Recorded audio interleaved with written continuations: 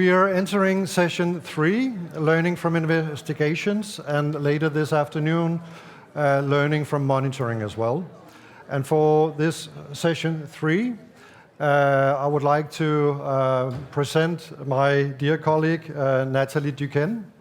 Nathalie is an engineer in industrial engineering and computer science.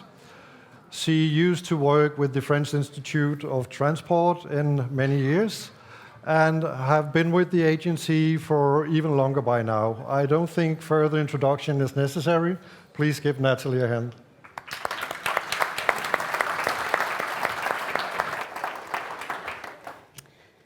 Good afternoon, everybody.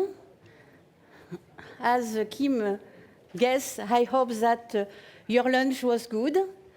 I'm very, very proud and happy to moderate this session concerning learning from the past.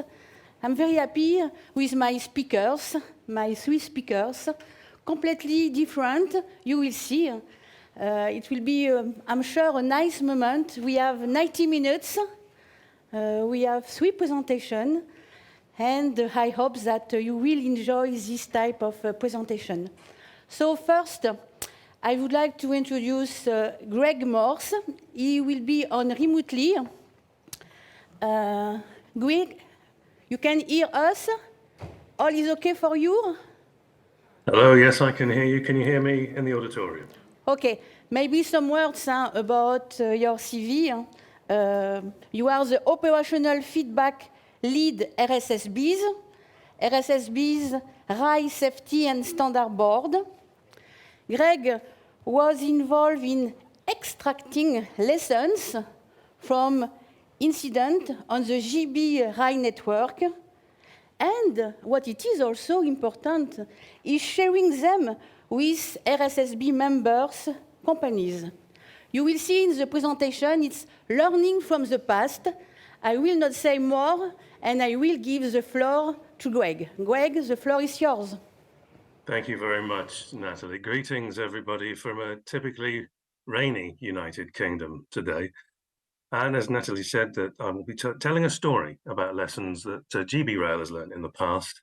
And this sits usefully alongside the other work that RSSB does, and for which you'll know us: statistical analysis, research, stewarding the rulebook and the standards that underpin GB Rail operations. But we're very conscious that going forward, we need to retain some of the lessons that we've learned in the past from some of the major accidents and pass them on like a torch, a relay torch, to future generations. So I'm going to tell you a story right now, and I'll be around for the Q&A a little bit later on in the session.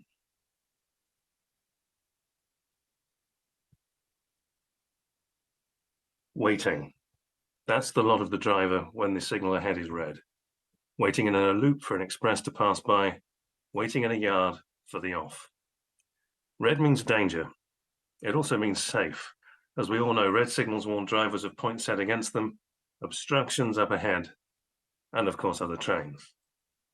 As we also know, if a driver passes a signal at danger, if there's a SPAD, an accident can occur.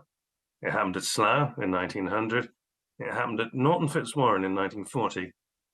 It happened in Britain at Southall, and Ladbroke Grove at the latter end of the last century. But what if a red signal actually shows green? It should be impossible. It is very rare, yet it can happen, as the events of the 12th of December 1988 were to prove all too clearly. Back then, when work was well underway on the redevelopment of Liverpool Street Station, when the East Coast Main Line was being electrified, when there was increasing productivity, more stations, rising passenger numbers, falling subsidies, it seemed that sectorisation, the division of British Rail into 5 separate business units, was working. It seemed that a golden age for rail might just be dawning. It was around this time that re-signalling schemes had also been commissioned or completed at Brighton, Newcastle, York, Leeds, Leicester, and Waterloo. The last was a particularly big operation involving the replacement of equipment on the busiest stretch of railway in Britain.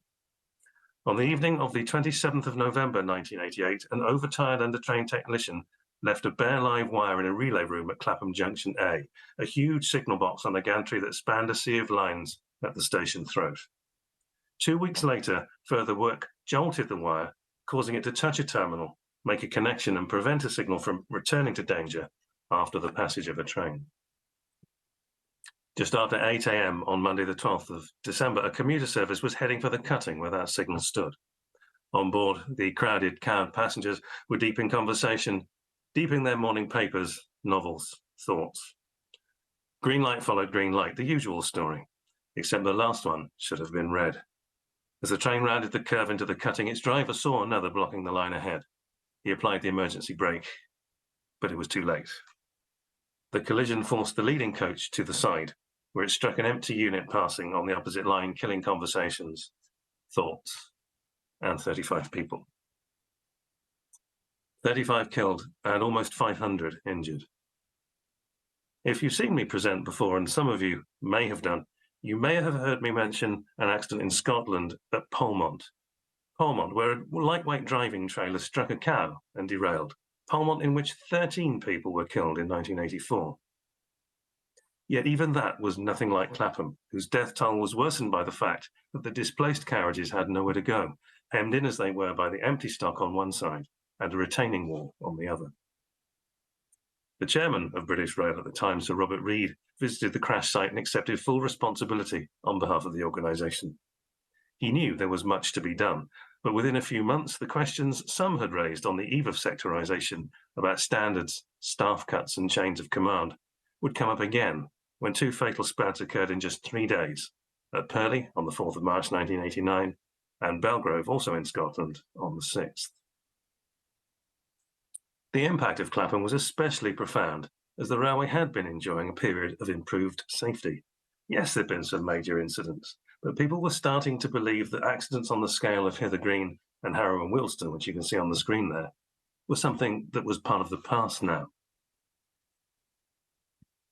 If you agree with what the author Stanley Hall wrote in Hidden Dangers, which is a book I do recommend to you, it was odd that Clapham was subjected to a public inquiry. The Tay Bridge disaster had been the first because the Railway Inspectorate had been involved in the bridge's approval. Over 70 people had been killed by its collapse on the 28th of December, 1879. Hickson had been the next, the RI having been involved in the approval process for automatic half-barrier crossings, which had played a large part in the collision that killed 11 people at the start of 1968. Did the Secretary of State for Transport bow to media pressure over Clapham? Probably, but that wasn't the whole story. In fact, the Railway Inspectorate had been overseeing the Waterloo Area Resignalling Scheme, only partially, though the role it had, or should have had, was confused by unworkable legislation, and it hadn't helped matters by producing ambiguous guidance as to what sorts of schemes needed approval. Arguably, then, it was in a difficult position. Arguably, a public inquiry. It therefore had to be. And chaired famously by Sir Anthony Hidden QC, that inquiry also looked at the common issues that arose from Purley and from Belgrove. One of the things it did was ensure that risk management and change management would go on to play a vital part in the decision-making process. We combat complacency with continued vigilance, and arguably British Rail at the time was complacent because it had not been continuously vigilant. In fact, in reorganising for sectorisation, it had bled, just as Jerry Fines had warned 20 years before. That's another book I recommend to you. And just as a side note, that book was published in 1967. It contained the line, "When you reorganise, you bleed." But Fines was quoting his own trainer of 20 years before, and the trainer was quoting Petronius, which suggests that as a species, we're simply not very good at managing change. But if you know about it, you can act on that. Back on the southern region of British Rail in 1988, the Signal and Telecommunications Department had been veritably turned upside down, and its chief had spent most of the previous year agonising about that. As Hidden would write, the appearance of a proper regard for safety was not the reality. Working practices, supervision of staff, the testing of new works failed to live up to the concept of safety. They were not safe, he wrote. They were the opposite. The cause of the wrong side failure behind Clapham was revealed to have been a series of errors. In brief, the end of the wire in question should have been trimmed and insulated. The other end should have been disconnected. The accident would not have happened if either precaution had been taken. These errors or omissions were made by a signalling technician whom I described earlier as overtired and undertrained. Hidden records that it was all down to a combination of characteristic errors of poor working practices that should have been picked up by proper supervision, and uncharacteristic errors that had arisen from constant, repetitive, and excessive levels of overtime, both of which had blunted his working edge. To be more explicit, the technician had had 1 day off in the previous 13 weeks. And what the hidden report doesn't say, but British Rail's own report did say, was that there was also a small baby at home. So the quality of sleep that the technician was getting probably wasn't of the best anyway. Now, among the hidden report's many recommendations was one to, quote unquote, ensure that overtime is monitored so that no individual is working excessive levels of overtime. And this led to the development of criteria for what was considered acceptable levels of working, known as Hidden 18, simply after the recommendation number, and a process to monitor it. On GB Rail, fatigue management has developed even more since then, and we have a whole new standard and guidance on managing that risk, and a number of cross-industry steering groups and thinking groups to try to get to grips with this ongoing situation. Back then, for breaching the Health, Safety at Work, etc. Act of 1974, the British Railways Board was fined £250,000. That's equivalent to about $495 today, although I think the figure would probably be rather more today. There was some frustration at the time that there was no prosecution for manslaughter. However, Clapham was a catalyst for change in that in 1996, it was one of the events that led the Law Commission to form the Corporate Manslaughter and Corporate Homicide Act of 2007. Back on the railway, new processes and instructions were introduced regarding the installation and testing of signalling works, including the development of these 2 handbooks. Regarding safety culture, it was recommended that British Rail continue to press ahead with its Total Quality Management Initiative and the application of British Standard number BS 5750. Originally termed Organising for Quality, this effectively ceased when the industry was privatised. And it took a long time to get back to something like the position we had before. As to the SPAD situation, Clapham, or rather Purley and Belgrove, also helped us down the path towards automatic train protection, or its more cost-effective variant, Train Protection and Warning System, TPWS, which, like ATP, also improves on the earlier automatic warning system by automatically applying the brakes on a train that has passed a fitted signal of danger or is approaching one too fast. And in Britain, it has helped put SPAD risk down to levels than could once have been imagined.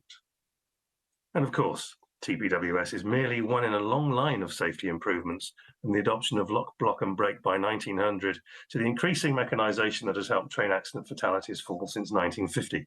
It certainly won't be the last, not in an industry where staff retire, move on and move in from elsewhere, and where the human element still sits alongside technologies old and new. For this reason, the railway will go on monitoring trends, go on innovating, keep remembering the lessons of the past, keep sharing those of the present, until the future means it no longer needs to. But you can see what came next. Let's not get complacent. For over the Christmas period of 2016, extensive re-signalling and track remodelling work was being carried out in and around Cardiff Central. Some of the new layout was brought into use on the 29th of December. At 08:37 that day, the driver of a Treherbert-bound service noticed that the points his train was about to take were not in the correct position. He stopped the train just before reaching them.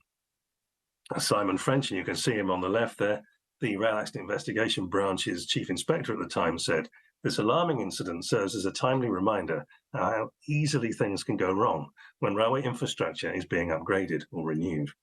It is important," he went on, "when organising intensive periods of commissioning work to properly manage the working hours of people doing the job." Back in 1988, the disastrous collision at Clapham Junction happened in part because working for weeks on end without any days off was part of the culture in some areas of the railway. The events of Cardiff showed how easy it is to forget the lessons of Clapham and slip back under those habits under the time pressures of a big commissioning. And in fact, in Britain, one still occasionally hears the phrase, "Do you want to pay your bills or do you want to rest?" So fatigue is very much an ongoing issue. And we can't but agree with Mr. French. But there's a bit more. A few months later, in August 2017, a train departed Waterloo on a green aspect, but was rerouted and collided with an engineer's train on the adjacent line. Luckily, the driver saw the way the points were set and managed to brake, meaning that the collision occurred at low speed and resulted in no injuries. So his route knowledge came to his aid there. Modification to the wiring on the point detection circuits meant that a desk set up to aid testing no longer simulated the detection of the points in question properly, because it hadn't been modified to account for the detection circuit mods. On the weekend of the 12th and 13th of August 2017, while trains had been stopped from running on the lines leading to the point, a temporary wiring mod was made in the relay room in a bid to restore the correct operation of the relevant switch on the test desk. But the mod wasn't reviewed by a signalling designer and was wrongly left in place when the railway was returned to operation on the morning of the 14th of August. Well, I don't know about you, but we could quote Mr. French again, couldn't we? We could quote Mr. Hidden again too. I'm afraid the person at the bottom is meant to be me before the midlife crisis kicked in.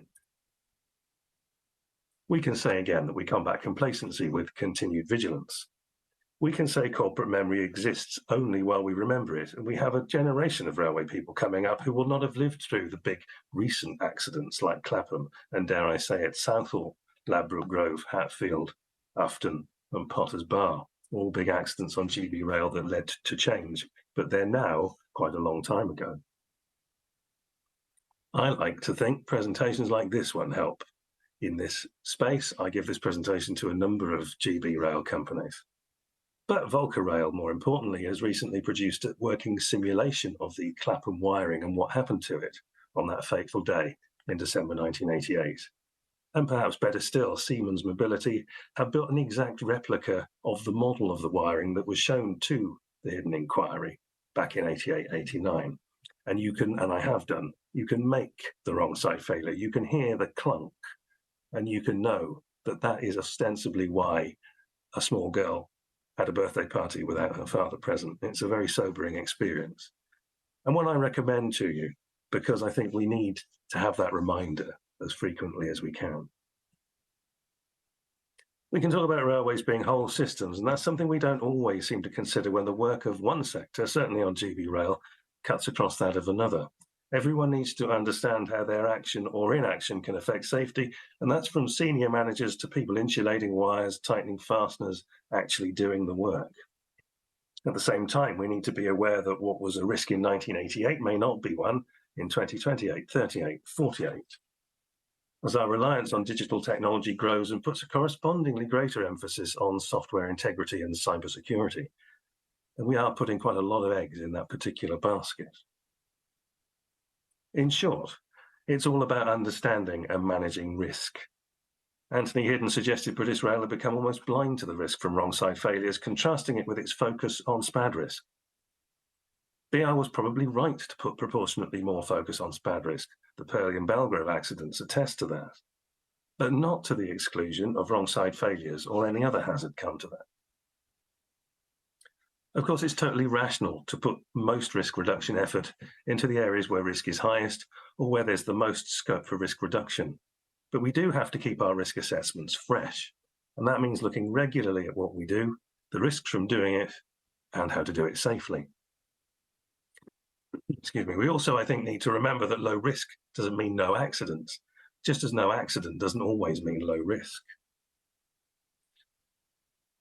We all know that we can increase the accuracy of our risk picture by collecting, analysing and learning from information, not just about accidents, but also their precursors and the activities that prevent them.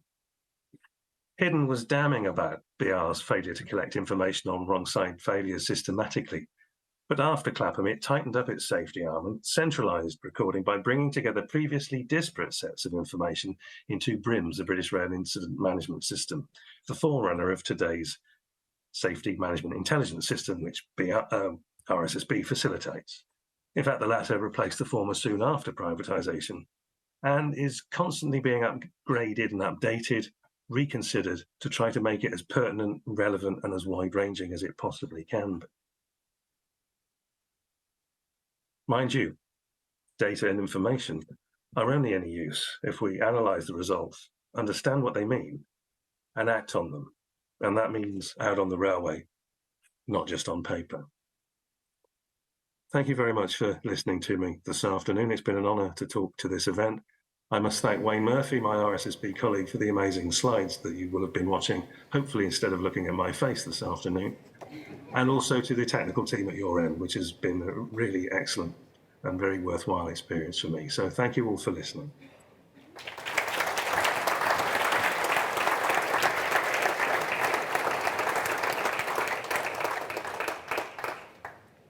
Thank you a lot, Greg.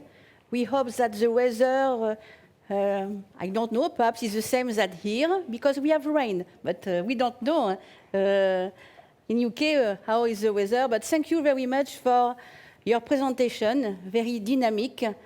I suggest maybe to have more time at the end for questions, not to have questions at this moment, but go directly in the next presentation. Because what it is important, as Greg explained, is to share and to express yourself about some questions. So now, after this presentation from somebody from RSSB, I would like, would you please welcome to the stage Mrs. Pilar Calvo Holgado. I hope that I pronounced correctly your name. Maybe some words about you. Pilar is a director of research and project of ISM, Institute for Research in Safety and Human Factors. Pilar is a psychologist with a master's degree in ergonomics, 25 years of experience in carry out HOF projects in highway sector. We have to say that she was the only expert in HOF in the court of the Santiago highway accident. She was also at the origin of new safety regulation concerning the accident in Metro Valencia. And since 2020, she is a member of the governing council of the Valencian Agency for Highway. Now I know that if you had a look on the title, 7 blind myths, but when you speak about Morse, don't forget the elephant. But I say too much word. I think it will be better if Pilar will explain this story.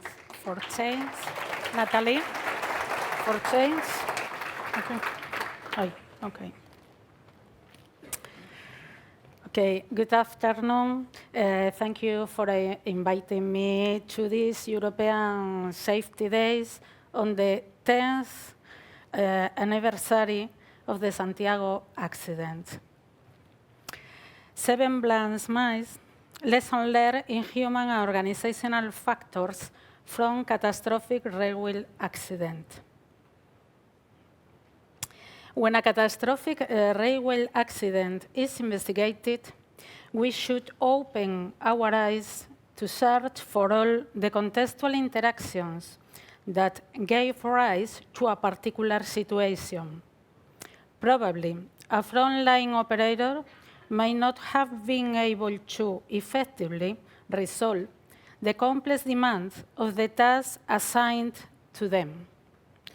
Organizations must know the human capabilities and limits before designing tasks which they might fail to accomplish.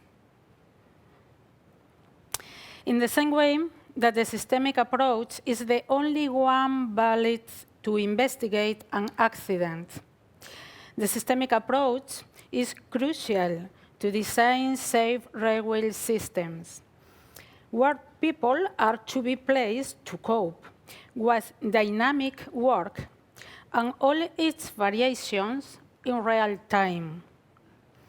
If the railway system is designed part by part, subsystem by subsystem, and those subsystems are juxtaposed, we will not know the real work that the frontline operator has to perform in the operation. In Spain, we had at least 2 rail accidents with very serious consequences. One in the Valencia Metro in 2006, with 43 deaths. The other, the Santiago de Compostela high-speed accident, in 2013, with 80 deaths and many injuries. After the Metro Valencia accident, the Valencian government created the Valencia Railway Safety Agency, and a specific safety law based on European railway standards. I currently participate in the advisory council of that agency.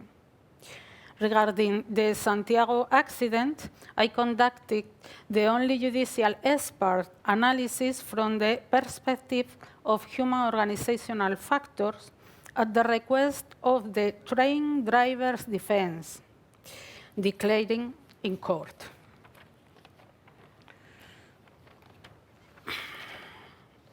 Learning from experience is key to preventing accidents caused by the same reasons. But the conclusion cannot be that human error is unpredictable if the processes designed by the organizations are lacking risk control. Human makes mistakes, but in organizations that understand the systemic approach and implement an SMS, taking into account common safety measures, those mistakes will never cause a serious accident.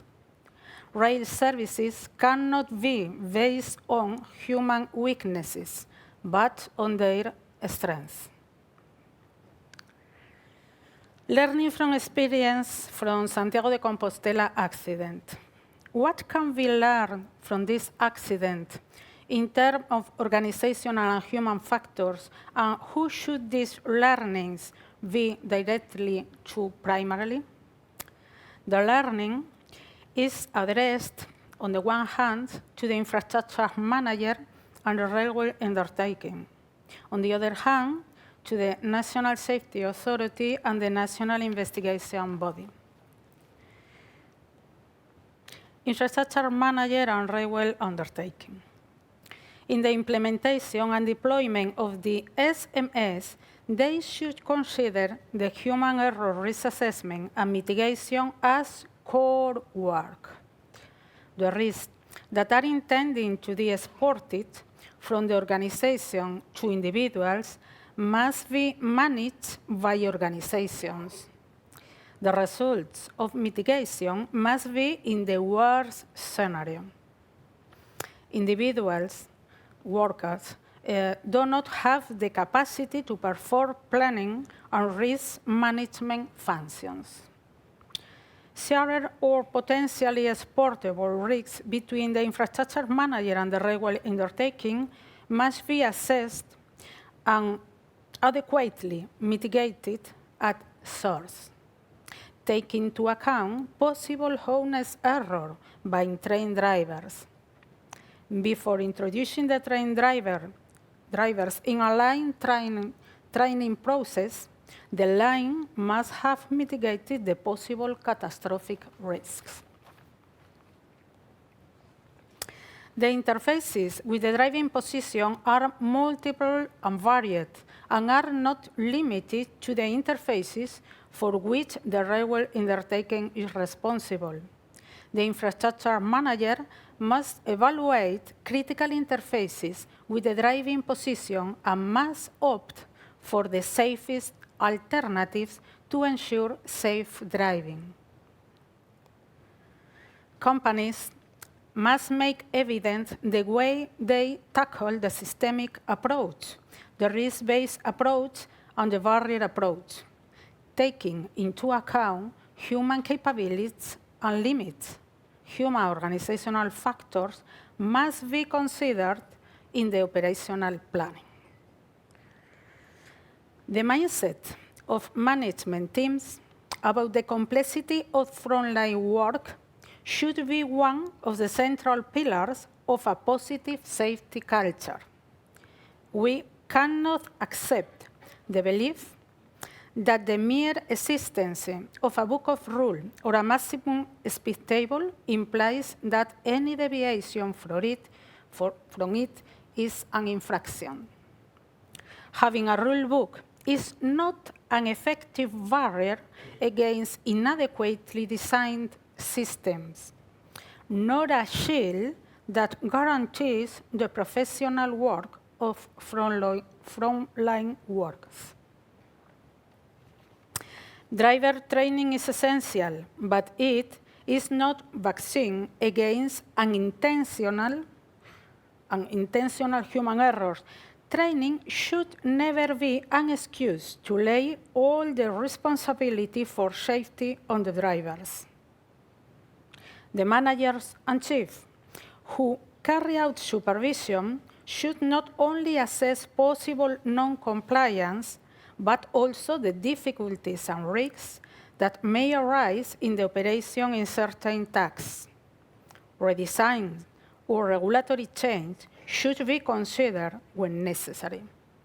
The drivability tests carried out by drivers must be required before inaugurating a new line. The automatic train protection, ERTMS, is inherent to high speed.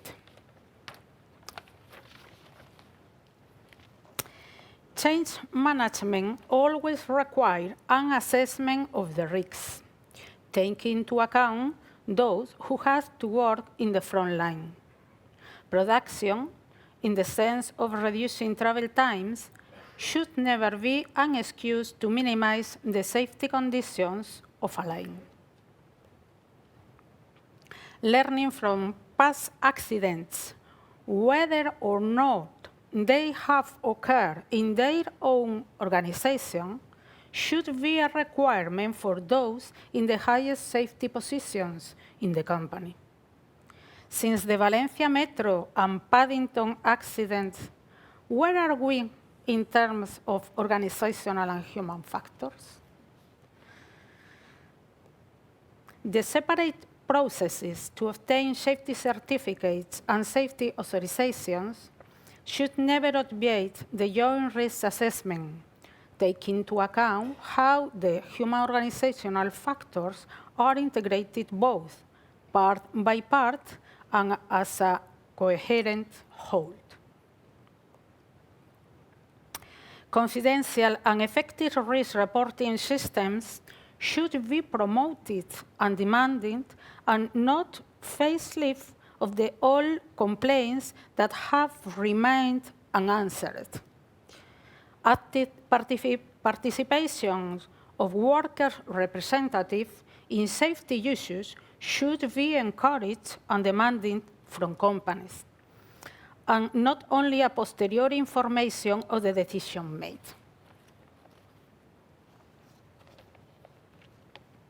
Another set of learning should focus on the National Safety Authority. Human organizational factors certified capabilities should be required to all agents with safety responsibilities, starting with those who make decisions at the highest level. We must seek mechanisms to prevent officials from becoming exposed due to political demands to inaugurate lines. Last but not least, the national investigation body should be independent and act independently. Members' previous experience in organization to be investigated implies a conflict of interest. Victims and those affected have the right to information transparency. They must understand and apply the systemic approach. Should look out of the cabin. Human error does not have to mean causation. The term human error can limit our understanding of reality and be potentially stigmatizing. human variability must be considered. Without variability, there will be no success either. Do not blame or point to human error as the sole cause of accident in cases of well-intentioned acts. Thoroughly investigate the enforcement of the safety management system and the barriers which failed. Human organizational certified capabilities should be required to all investigators. The investigation of catastrophic accidents must imply a narrative change that indicates the learning and critical reflection that the companies involved must carry out. It must involve learning how to understand risk management. Investigation should be made of how organizations took into account earlier warnings by company members about risk in their risk analysis. Catastrophic accidents investigations must give rise to new knowledge and not just intuitive processes. For example, the introduction of technologies that were already known in the sector and were simply not applied. Conclusions. The just culture is based on the scientific study of human behavior. We must stop talking about human errors and the ultimate explanation of accidents. As long as there is no malicious behavior, we must talk about organizational accidents and seek organizational learning from the possible failures that occur in this context. The concept of human error should only serve as a starting point for a hazard log that thoroughly considers these failures in order to, 1, mitigate them through procedures and technology that minimize their occurrence, prevention, and 2, control their consequences, protection, until their effects become acceptable. Besides assessing risk to comply with the regulations, infrastructure manager must utterly understand all the business risks they are dealing with. Attention must be paid to the concepts of interfaces and shared risk, so that the task will always be safe for the end user. We cannot afford not to have learned from previous accidents and to repeat organizational patterns and fall into complacency. Concluding it was a human error is refusing to see the elephant in front of them, being blind to the weight of organizations in the design of the rail system. Once an accident has taken place, it cannot become taboo for organizations. The different analyses, the debates, and the different visions must be able to be presented without fear or retaliation. It's a barrier to the necessary learning and change, imposing a kind of mainstream from the management. There will only be organizational learning if we change the narrative of human error as causal explanations for accidents. Organizations must check up on their failures and, far from making local changes, make profound transformations. Serious accidents are symptoms of serious ill organizations. Understanding and deploying safety regulations is the best medicine. The organizational culture must avoid complacency and encourage continuous learning about human organizational factors. Infrastructure manager and railway undertaking should document What have we learned from this accident? The answer to this question must root in a self-assessment and systematic evaluation conclusion carried out by all levels and must involve structural changes in processes as well as cultural changes. Maybe someone is wondering why 7 black mice in the title. Well, I'm going to tell a short story that summarizes the main idea of my presentation. Okay. One day, 7 black mice found something very strange next to a pond. On the first day, the red mouse went to find out. It's a pillar, he said. On the second day, the green mouse went to investigate. It's a snake, he said. On the third day, the yellow mouse went out to explore. It's a spear. The purple mouse came out of the fourth day. It's a cliff. The orange one shot up on the fifth day and said, it's a fan, I felt it move. On the sixth day, the white mouse came out. It's a rope. They argue. On the seventh day, the blue mouse came out and went to the lagoon.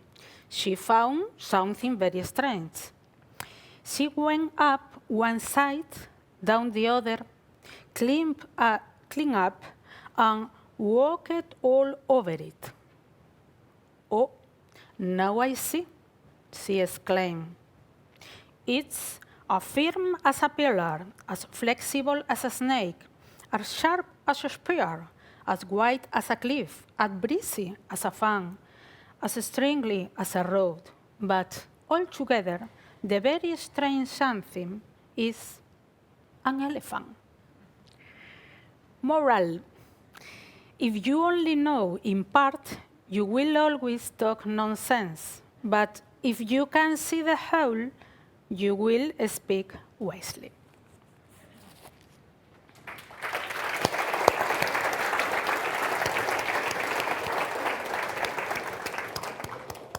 Thank you a lot, Pilar. Take a seat. It was very interesting because you introduced yourself a very important actor that we had a lot of information about it in different type of transportation. But in highway, we have the National Investigation Body.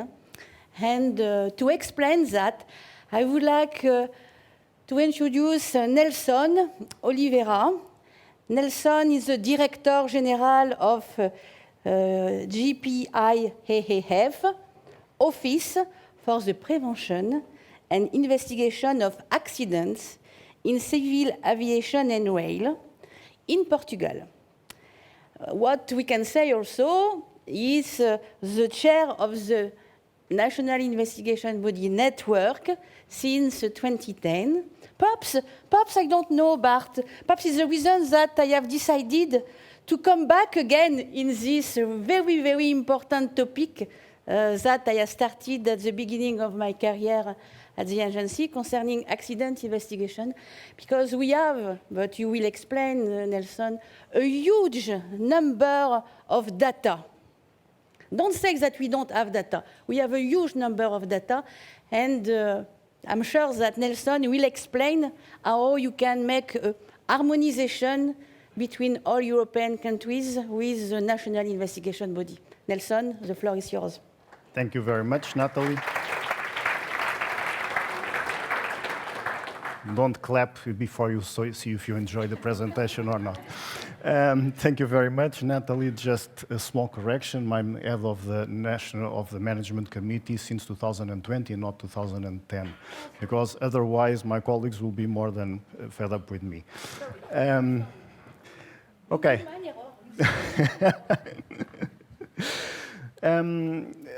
So we have seen from the last presentations the importance of learning from the past, from learning from accidents. Even in the second panel in the morning, the importance of learning from events, from safety events, in order to improve safety. That's partly why the Railway Safety Directive, since 2004, establishes the requirement for each member state to have an independent, fully functioning national investigation body, which with the sole purpose of investigating accidents solely for the improvement of safety, never to attribute blame or responsibility on anyone. I must say that I was a little bit surprised and concerned that in the previous panel, no one asked for the NIBs to raise their hands. But we are at least here 8 or 9, but I won't take it to heart, and if I'm offered a chocolate or something, so no problem. But despite the fact that there is such an obligation for all member states of a fully functioning independent national investigation body, 20 years since this obligation, but we are still facing some challenges in performing our duties. So that will be the main topic of my presentation, to share these challenges with you, because they are not just our challenges, they are the challenges of the whole railway system, because we are part of it. I will just start with a few words on why national investigation bodies. After all, the railway system has been running for almost 200 years. It's nowadays a very, very safe means of transportation. So it's one of the safest recognized by the public. So we may wonder why the need for national investigation bodies. So the infrastructure manager, the railway undertakings have the obligation for themselves to investigate safety occurrences, namely accidents and especially incidents. So this question may arise. Here in the image, I tried to make, I will admit it's a simplified image, but I tried to illustrate how the railway sector in the old days was organized. You all know it, so essentially state companies, a very large state company, doing almost everything in-house, maybe with some suppliers, with the supervision, with the standardization or normalization bodies, which will normally be the UEC, but others, of course. Again, I said it's a somewhat simplified image, but it gives the idea that it was all more or less fairly contained, where when there were accidents, they were investigated in-house, okay, maybe with a state body also intervening, but it was also the state who owned the railway company. So it was all inside the same. But if we look, I love this image developed by the agency. If we look at the railway sector today, I will not go whether on the content itself, but the idea is just to illustrate the very important number of new stakeholders that have now joined, that compose the railway sector nowadays. And for us, the important part here are all those links. All those links are interfaces. And that's the point that I wanted to make with these two images. It's the huge increase of interfaces between the actors in the system, in the railway system nowadays. And as you all know, normally the problems are, there are a lot of problems always with the interfaces, so that all work together in whatever system. And you'll see that red vertical line that is there, which is where the national investigation bodies come in. So we look at the whole sector, but importantly, we are independent from the sector, from the active players of the sector, And this became the importance of this became quite clear in this report on the Ladbroke Grove accident in the UK, that Greg also mentioned very briefly. But although in Europe there were already some states with independent investigation bodies, but they were very few. But here it is quite clear the importance of the establishment of an independent investigation body that was not, because normally it will be within the National Safety Authority or something equivalent to this name, to this function. And it became clear that the National Investigation Body has to be outside any part with a direct responsibility, an active responsibility within the system. Also, there is the fact that we have an external view. In the morning, it was mentioned the experience of peer reviews that is now being established by the agency, by the UEC. And there was a phrase that one of the colleagues said, which was very important. It was the fact that someone from outside was looking at how the system was working. And we all know the importance of this. Everyone who has a safety quality management system knows the importance of being audited, to have an outside look to their work, to see how things are not going so well in some situations. And especially, and this image also makes it clear, the red line overviews all parts of the system. So we have a global view and a global scope within the system.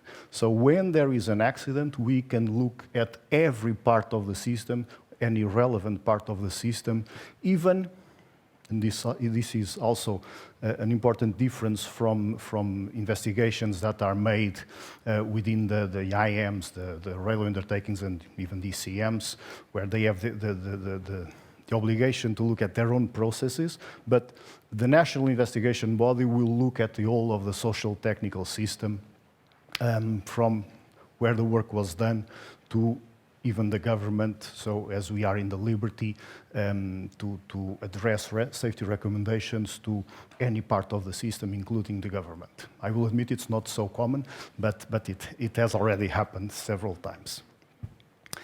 The national investigation bodies have different levels of organization, of maturity, I will even say, but they all strive to improve their working methods.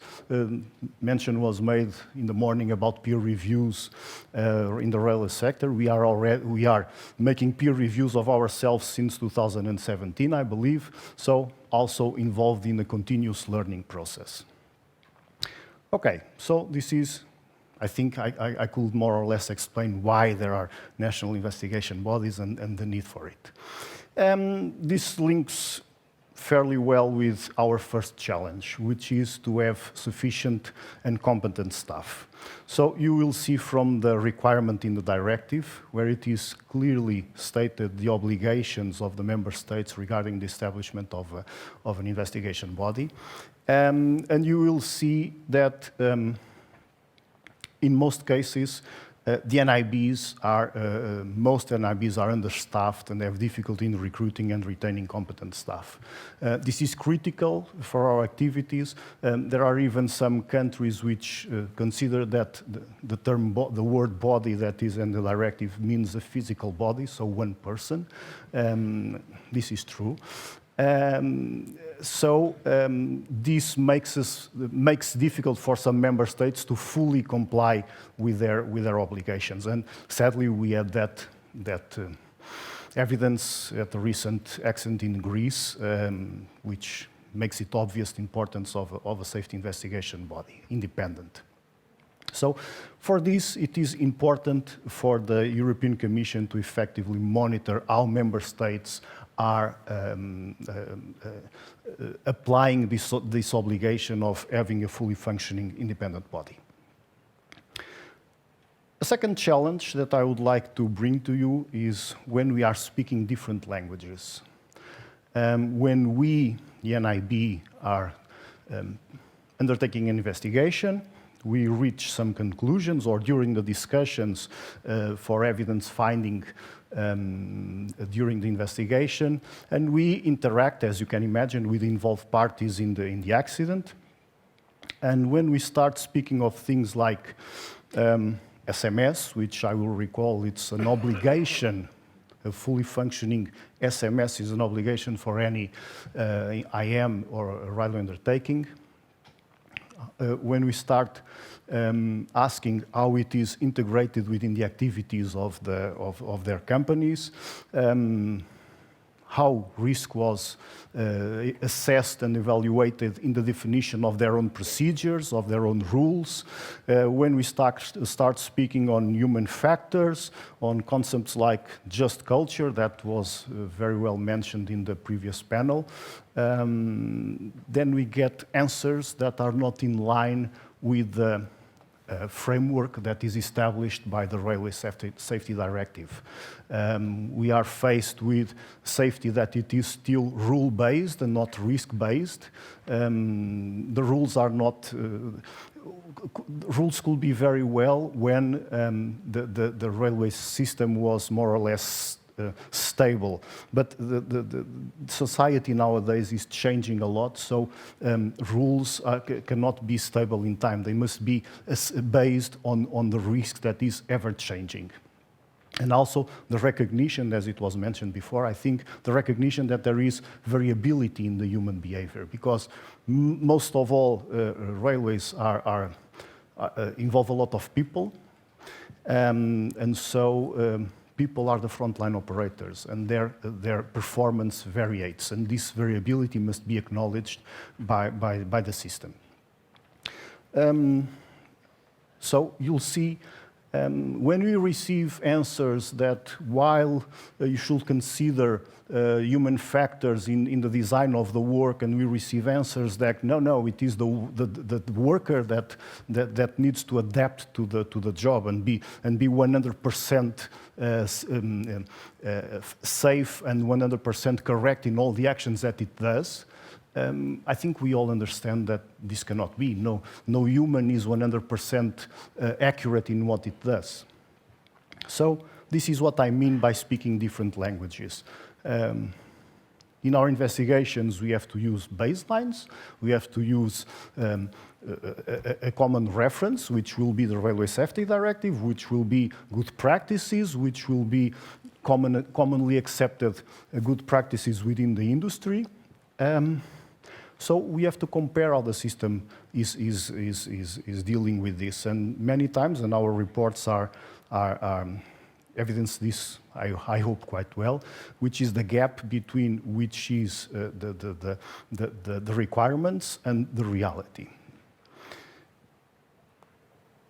So this is quite important. Actions like this, events like this, outside there is a distribution of documents like this about basic principles of human and organizational factors, but this is a requirement of the industry for almost 10 years. So, and we are still struggling in many times with railway undertakings, with infrastructure managers who simply do not acknowledge human factors or even confuse themselves with human resources. So there is the need for more training, for more peer reviews, to develop the peer reviews within the railway sector, so that these concepts, which are now key concepts within the safety framework of rail safety within Europe, to be disseminated and to be, most of all, embedded by the organizations. So another challenge that we are now facing, which is becoming more common, is what I've called here a matryoshka of players. You know the matryoshka, those Russian dolls where you start finding a lot of smaller dolls inside each one and you never reach the end. For a typical accident, you will think that you'll be have to deal with, I would say, the infrastructure manager, which itself has some contractors, the railway undertakings, which can contract traction and crews to other companies, keepers, ICMs, loaders. So, okay, more or less some contained actors in this event to investigate. But we must not forget that the whole system is like that, as I've shown in a much larger picture some slides ago. I'll just give you an example with ECMs. So if we have a derailed vehicle or something, so you look at how is it maintained. So we look at ECM number 1, which is responsible for the whole maintenance management and management of the maintenance. But then you look that normally there will be another SEM, which will be ensuring function 4, which will be the one that is really with his hands dirty. But when you go there, then you'll see that there is another one inside, which is the contractor for bogies. Okay, so we are getting there. No, but he himself will subcontract the maintenance of the wheel sets.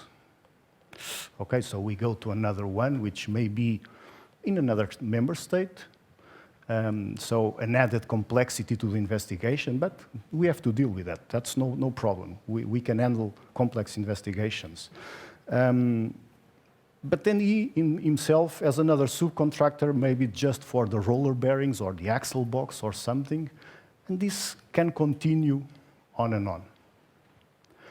And this is something that we are getting more and more in our investigations, which is this chain of subcontractors, where the responsibility becomes diluted and less clear.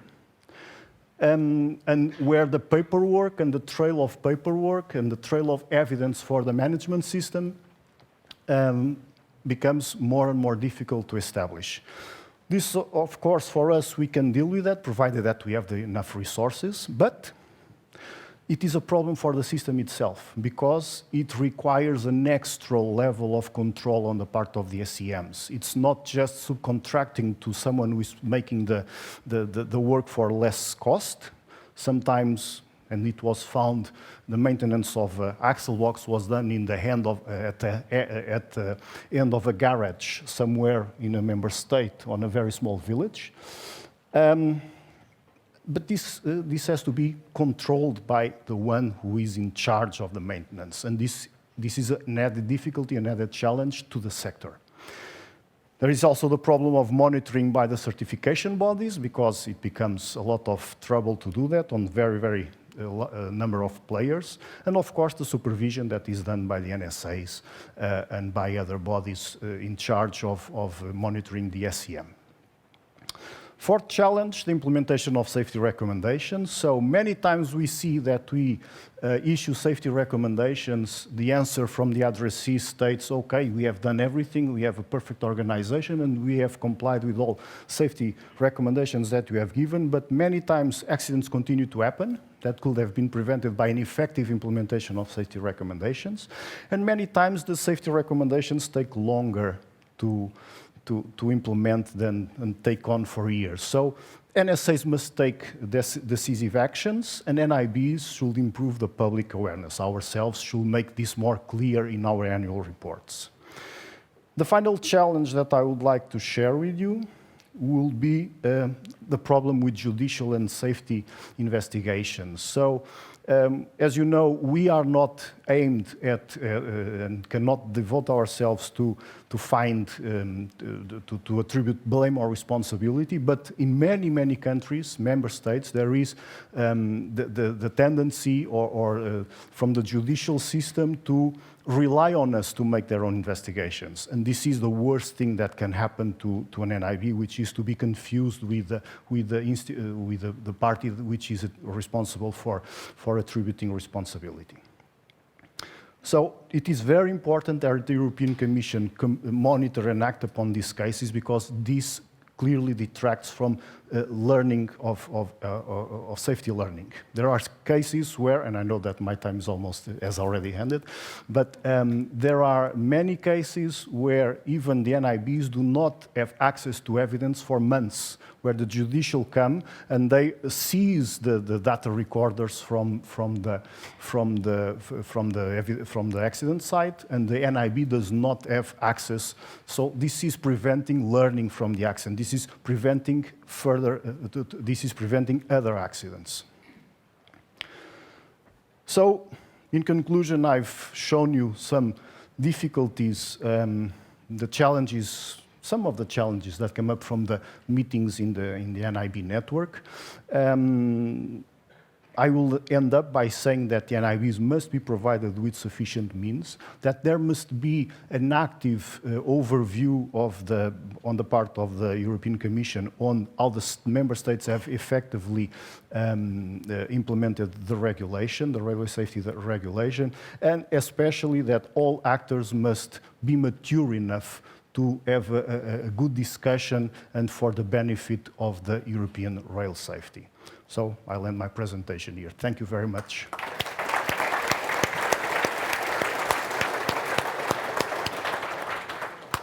Thank you, Nelson. I have just to say something. I didn't put pressure on the shoulder of Nelson to speak about ECM. It's not me. It's just a coincidence. But thank you, Nelson, to have this topic. And what it was important is to show the different interfaces between all these actors that we have at this moment. And sometimes it's not easy to have a global view about the different actors. So I think it was perfect. Now we have 20 minutes for the questions. I would like to give the floor first to people here. So maybe. Yes. Hi. Yes. Thank you, Nathalie. And thank you for such interesting presentations. My name is Alejandro Martinez. I am a train driver. I am the Secretary General of the European Train Drivers Union. So I am happy to see that today there are more train drivers here in the room, with my respect to other professions, of course, because frontline workers in charge of safety-related tasks are key element when speaking about safety. So I would like to say, if my colleagues allow me to do so, that train drivers many times feel that we are the last part of the safety chain. And many of these times, we feel the only part of the safety chain. So taking this into account, and as Pilar mentioned at the beginning of her presentation, we are experiencing the 10th anniversary of the SARS accident of Santiago. So I would like to address a question to Pilar. If you can very briefly clarify or give more light about under which circumstances this accident took place. So, thank you. Okay. Thank you for your question. Is important, no? It's a lot of circumstances, and I don't forget for main. I'm going to look my notes. The first of all, the design of the line included the installation ERTMS through all line. But this project was changed, leaving the curve where the accident occurred unprotected.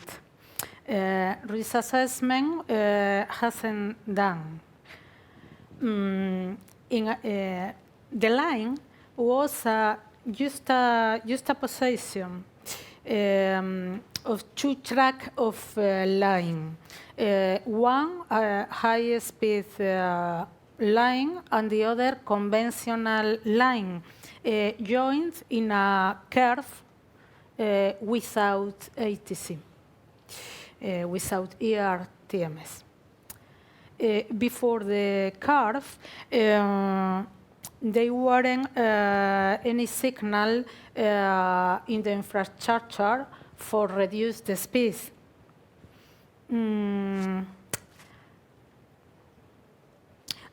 Drivers didn't have information about positioning or speed, nor in cabin, nor infrastructure. No, And no technical protection. no technical protection, neither. Driver has to drive without any technical controls. And they had to remember why themselves, why the reduced speed.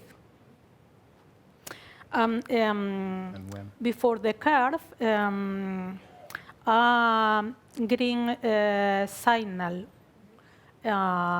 indicates the station. No.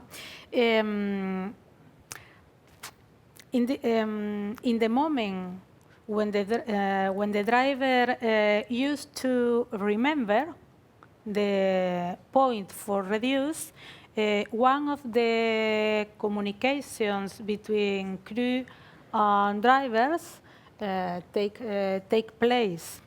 And this finally was the trigger for lost situational awareness.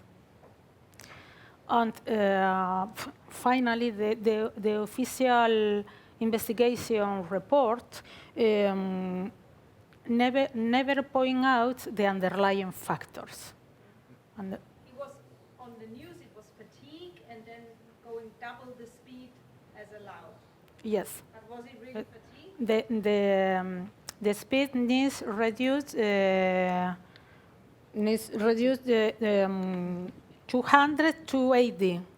Yeah. The big jump for reduce manual without technical control. It's okay? But was there any indication on fatigue in terms of shift planning? Does the report say? Or driver fatigue, I mean. The tin table, the tin table indicate this reduce, but no signal in the infrastructure for beginning the reduce.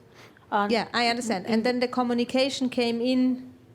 no, the with communication, other needs for service. Yeah. Is for service. Other communication. Is the report available in English, actually? I think so. Yeah. Yes. Okay, so people But can have a look. don't appoint underlying factors, and it's important. Which brings us, I think, to... Sorry, I'm not facilitating here. No.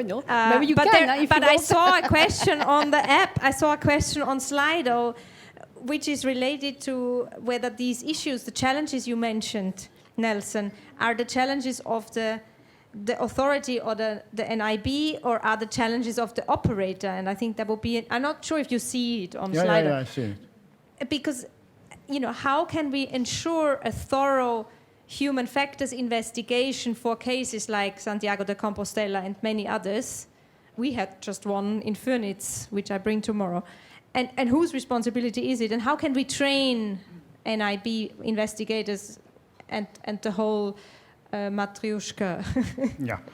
The question here that was also made is, why are those challenges of the NIB? Shouldn't they be challenges of the operator itself? I would say they are challenges on all parties, but they are also of the NIB. When there is, it is clear from the NIB, which is the resources, and that also, I would say, partly explain why the report of Santiago may have not been so thorough as it should have been. That may have to do with resources that were available at the time to the NIB, and to other constraints that the NIBs also have. But as you have said, when we have difficulty in discussing with involved parties in the, let's give an example of the infrastructure manager, if we are speaking about risk management, okay, why have you allowed the change of speed before that curve to be not protected by an automatic system?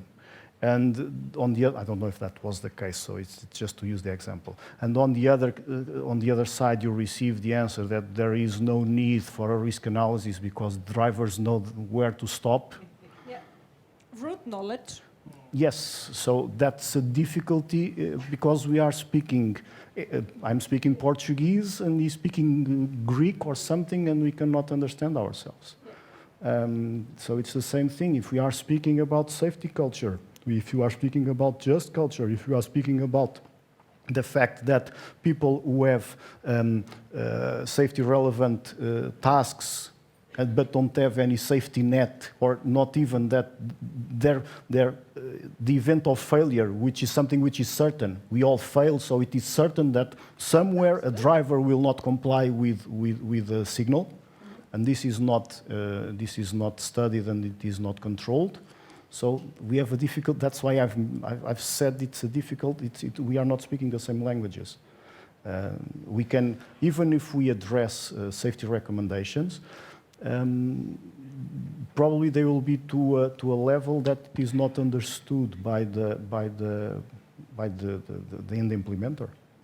But that's a task of the NSAs also, and I think that was also mentioned this morning. The NSAs must act as a facilitator, so also to instruct the sector on the new concepts, which are not so new, as I've said. The Railway Safety Directive has 20 years.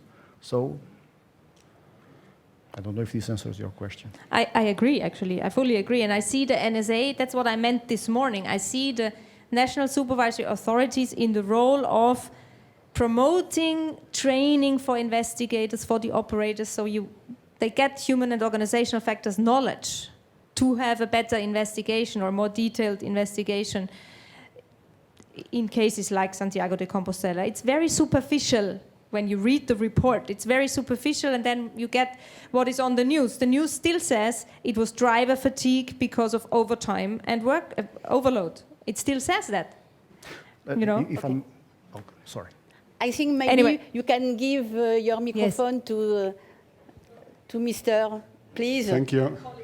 It's okay. Thank you. I'm Luis Gil from Human Factors Consulting in Spain. Talking about the same, Pilar, you mentioned, or you had in relationship the accident of Valencia and the accident of Santiago de Compostela, and I didn't understand exactly why. Talking about lesson learned, which was the lesson learned from Valencia that, if I understood well, it didn't be applied in the accident of Santiago? Yes. Thank you for your question. In the Valencia Metro accident, there was a derailment on a curve due to overspeed.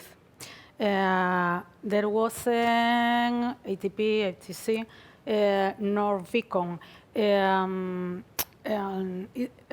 It's great national impact because the 7 years after the Santiago accidents occurred other derailment due to similar circumstances.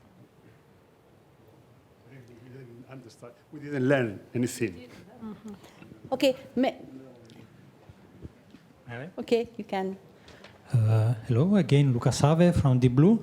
I have a question for Nelson. I mean, I found very, very interesting the presentation, and I'm a human factor consultant, but I had myself an experience as an investigator for the national investigator body in Italy. And my feeling was that something after this experience is that it's very difficult to explain to the general public, of course, but also to other stakeholders, the difference between understanding the causes of accidents, so the mechanisms, and identifying individual responsibilities. just an example, I was applying, analyzing human behavior and a certain performance, saying this is a violation, but I was just applying the taxonomy by James Reason. It was a technical attribution. Yeah. But it was very hard to explain that this was not putting the blame to someone. Because people are not prepared to that, no? So my question for you is, how far are we in this? How can we make this distinction more clear to the general public? What is your experience? Yeah. Essentially, I will say, looking first at the sector, there is a need for more training. There is a need for knowledge dissemination. In the NIBs, in the NIB community, normally our investigators, or some of them, will be trained on human factors. So this is nothing new. So anyone can go to those trainings in the sector and have their own, I will not say experts, but people with knowledge of human factors. The other side of your question is the relationship with justice, which I also brought here. This is quite complicated. Eurocontrol is making a great job in disseminating this information within the judicial community. In the aviation sector, that they have made with the aviation NIBs, I will say, with the aviation NIB network, they have made a very interesting discussion, conference in Luxembourg last year, I believe, where every representatives from justice, from the judicial system of many member states, I will say all, came to that conference precisely to disseminate this knowledge. But admittedly, it's not easy, and also there is a difficulty. People within the judicial change a lot, and so you are training someone who starts to understand the concept, and then suddenly you will go to a different area, and all the effort that we as a community had, safety community had, is lost again, and it has to start all over again. So unless there are enough people already in the judicial system that are familiar with this type of issues, it will still be very, very complicated. That's why the NIBs have a clear distinction in their scope, which is never to deal with blame and responsibility, and there must be a completely separate investigation on their part, bearing in mind just culture whenever possible, of course. But I agree with you, it's very difficult to pass this message. Just to pick up on something that you have said, that violation, which we classify according to the two-reason model. Normally in our reports, we put a note saying this is just according to the reason theory, and should not be understood as attributing blame and responsibility, just to make it clear as much as possible. Intended deviation from rule. No? So using a different terms. Yeah. All about wording. Okay. Before giving you the microphone, just a question, I think a technical question to Greg. I don't know, Greg, if you can read the questions, but one question for you is, please, could you explain the difference between SMS and SIMS? It's, I think we receive... Smith, sorry my pronunciation. Smith, could you explain the differences between these two acronyms? Yes, absolutely. SMS is a safety management system, so that's effectively a safe way of doing things. SMIS stands for Safety Management Information System, and that's simply a database. And it's mandatory on companies on GB Rail to input accident, incident, event details into that database so that my colleagues at RSSB can do data analysis on the incidents, but also the precursors, so we can drill down to the lower level, and that's how we get our risk figures, basically. Okay, thank you, Greg. Please, Mr., if you would like to ask your question. Thank you. Martin Sort Mikkelsen, Nordiske Jernbaner from Denmark. I have a question that might be a little bit naughty, but the focus has today been on investigation of catastrophic incidents. And like in aviation and shipping and also on the rail, world, there's a lot of attention towards catastrophic accidents. But from a learning perspective, why have we so much focus on these accidents? Is it because that's where the resources are? That's because there's a pressure from the public to investigate this? Or is it because there's the most learning from these? Should we perhaps split the resources a little bit and focus more on the everyday kind of boring incidents to get more learning from there? That should be the question. Thank you. So maybe Greg wants to. Greg? Just very quickly, if I may, I think that's an excellent question. Thank you very much for asking it. Clapham we talk about because it was the bedrock of risk management for GB Rail. But the wrong side failure that led to it was just in a big pot. Wrong side failures were a huge pot of anything that could fail in an unsafe condition. And nobody was looking widely enough. They didn't have eyes everywhere. British Rail, as I explained, were looking at SPADs. That was their big, scary precursor, bringing forth plenty of accidents. The history of railways in the 20th century, there was SPAD accident after SPAD accident, but they weren't looking widely enough. So I totally agree. It's the lower level things that we have to keep close tabs on to stop them climbing up to becoming a big accident. So I tell that story because it captures the imagination, but you're absolutely right. What we really should be doing much more is looking widely for the little outliers in our data sets, the precursors that could lead up, usually part of the causal chain. Quite often it's communication error on GP Rail. That's probably common to other railways as well. So yes, we must. I completely agree with you. If I may compliment, if I could, I will just investigate incidents. But one of the major tasks of the NIBs, which I didn't mention in my presentation, is public transparency. So to transmit to the public the confidence that there is an independent body investigating high-impact accidents. So that is why it is mandatory for us to investigate serious accidents. And as I've said, as normally we are under-resourced, so we can, most of the times we will investigate only these accidents. But there are a lot of NIBs who are able to investigate incidents, which is, as you have said, where there is most learning, because we are ahead of the catastrophe.